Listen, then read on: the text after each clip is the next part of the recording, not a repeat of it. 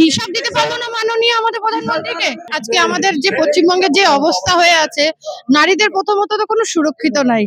তারপরে দেখেন 8 থেকে 80 প্রত্যেকটা নারী অসুরক্ষিত।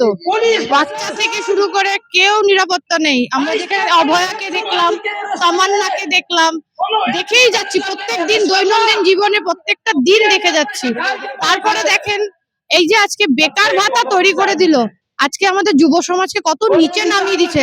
মারা বাবারা রক্ত জল করা পয়সা দিয়ে যারা নিজেদের সন্তানকে পড়িয়ে লিখিয়ে আজকে বড় করলো, তাদেরকে MA পাশ করিয়েছে, BA পাশ করিয়েছে, মাধ্যমিক পাশ করিয়েছে, গরিবের ঘরের সন্তানরা শিক্ষিত হয়েছে, কিন্তু তাদের জন্য একটা পশ্চিমবঙ্গে থেকে আমাদের মাননীয় একটা সার্টিফিকেট দিয়ে দিল তারা বেকার। তারা বেকার বলে তাদের একটা তার কপালে লাগিয়ে দিল।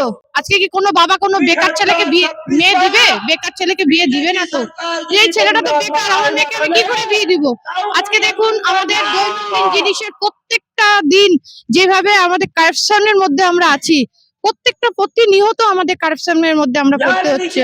আজকে জব কার্ডের যে আমাদেরকে নিয়ে যেটা হলো, আমাদের প্রধানমন্ত্রী তো শুধুমাত্র ওনাদের কাছে হিসাব চেয়েছিল। মাননীয় এত কোর্টে গিয়ে কোর্টের পোশাক পরে সে এত দৌড়াতে পারলো, সেখানে একটা হিসাব দিতে পারলো না মাননীয় আমাদের প্রধানমন্ত্রীকে।